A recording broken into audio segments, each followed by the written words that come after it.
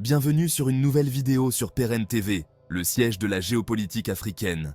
L'éruption de la guerre civile au Soudan a envoyé des ondes de choc dans toute la région. Le Tchad, qui partage une frontière vaste et poreuse, a ressenti les secousses de cette guerre de manière la plus aiguë.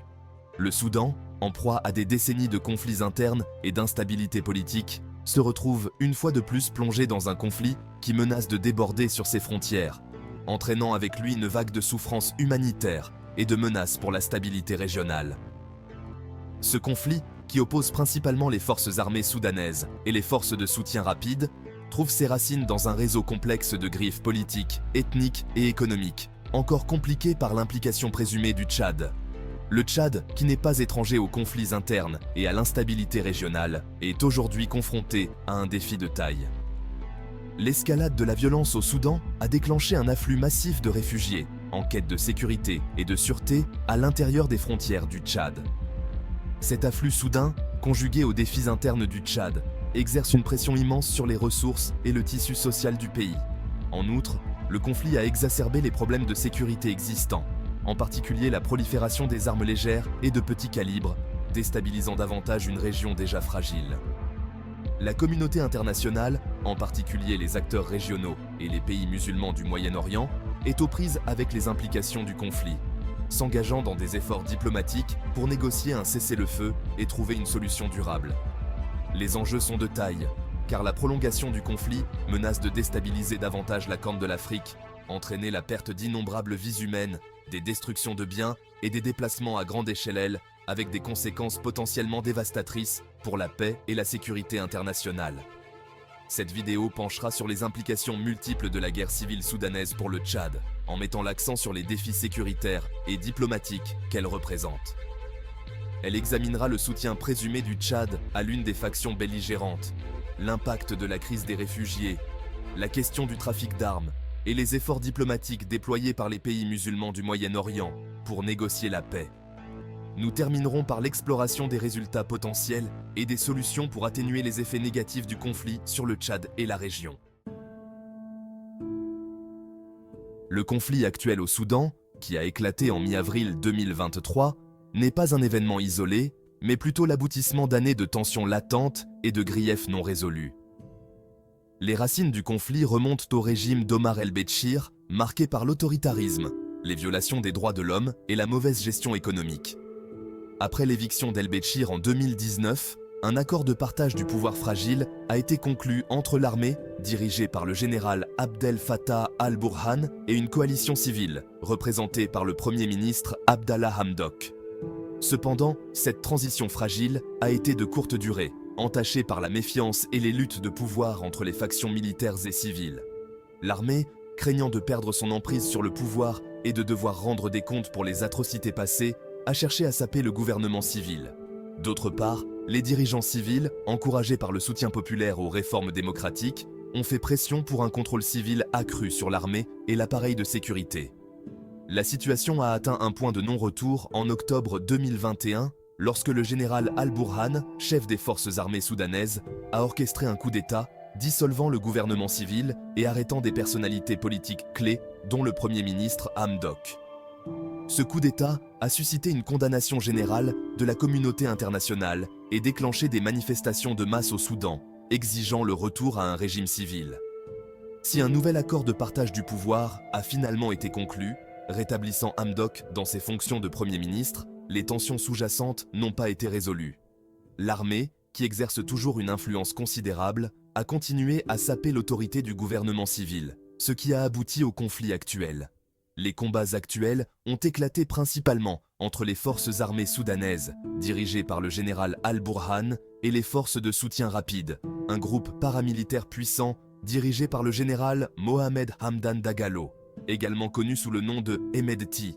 Les FSR, qui trouvent leurs racines dans les tristement célèbres milices janjaouites responsables d'atrocités au Darfour, avaient amassé un pouvoir et une influence considérables ces dernières années, devenant une force redoutable contestant la domination des FAS.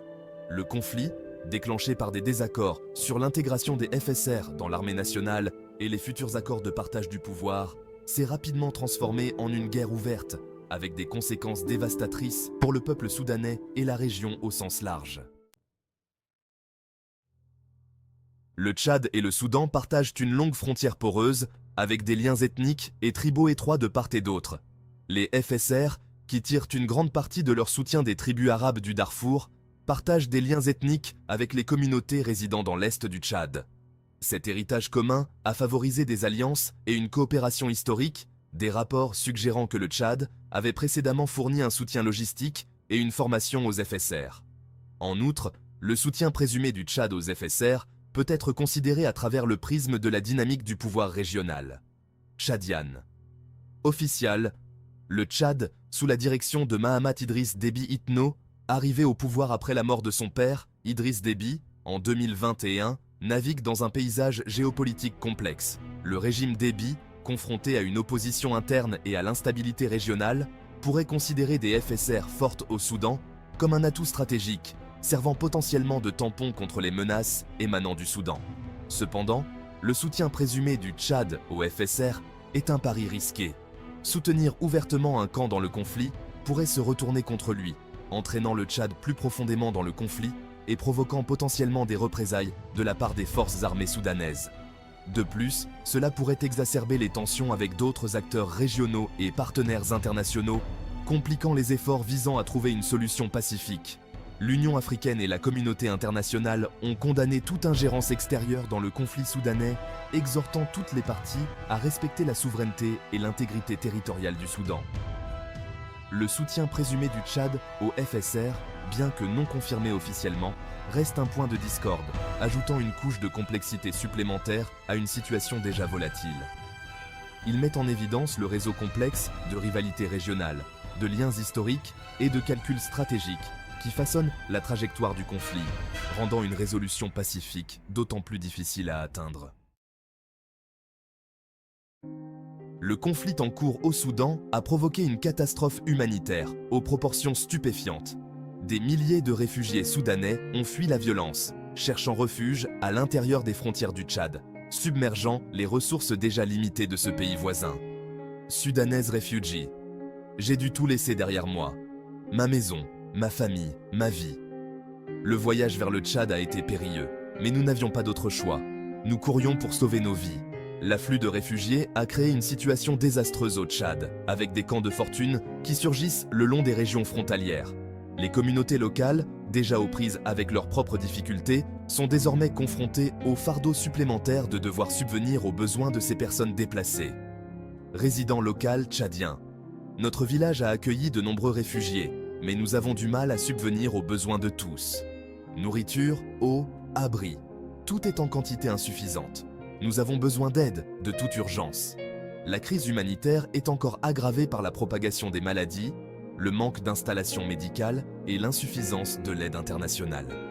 La situation est désastreuse et la nécessité d'une réponse coordonnée et soutenue de la part de la communauté internationale est plus urgente que jamais. Le sort des réfugiés soudanais et la pression exercée sur les ressources du Tchad soulignent les implications plus larges du conflit, soulignant la nécessité urgente d'une résolution pacifique pour éviter de nouvelles souffrances et une instabilité accrue dans la région. L'afflux d'armes au Tchad est, une préoccupation croissante. Il déstabilise la région et augmente le risque de violence. Alors que les conflits dans les pays voisins s'intensifient, les armes se retrouvent souvent au Tchad, exacerbant la situation sécuritaire. Oui, exactement. Ces armes renforcent les milices locales et les groupes criminels, rendant plus difficile le maintien de la paix et de l'ordre. La communauté internationale surveille de près la situation, mais les solutions efficaces restent insaisissables. Nous avons besoin de stratégies globales qui s'attaquent à la fois à l'offre et à la demande de ces armes. C'est un problème complexe qui nécessite, des efforts coordonnés sur plusieurs fronts. La menace d'une inondation d'armes au Tchad souligne la nécessité urgente d'une stabilité régionale et de mesures de sécurité robustes. En effet, les répercussions du conflit se font sentir au-delà des frontières, affectant la stabilité et la sécurité régionale. L'afflux de réfugiés, la prolifération des armes et la montée des milices ne sont que quelques-unes des conséquences. L'implication des pays musulmans dans les efforts de paix est cruciale. Leurs initiatives diplomatiques et humanitaires jouent un rôle important dans la promotion du dialogue et le rétablissement de la confiance. Les dynamiques géopolitiques de la région sont complexes. Le rôle du Tchad est crucial, car il cherche à gérer à la fois les défis internes et les pressions externes, tout en contribuant aux efforts de paix. Parvenir à une paix durable au Soudan et à la stabilité pour le Tchad est une tâche monumentale. L'implication des pays arabes ne fait pas l'unanimité. Le soutien des Émirats arabes, unis aux forces de soutien rapide, suscite de plus en plus la critique. De son côté, l'Arabie saoudite tente d'aboutir à un cessez-le-feu entre les deux généraux. Faire taire les armes au Soudan nécessite un soutien international soutenu, une forte coopération régionale et la volonté des parties au conflit. Ce n'est que par ces efforts conjoints qu'un avenir meilleur peut être envisagé pour les deux nations. Merci d'avoir suivi. J'espère que la vidéo vous aura intéressé. Si c'est le cas, n'hésitez pas à commenter. Laissez un like et à vous abonner. Et on se voit dans une prochaine vidéo.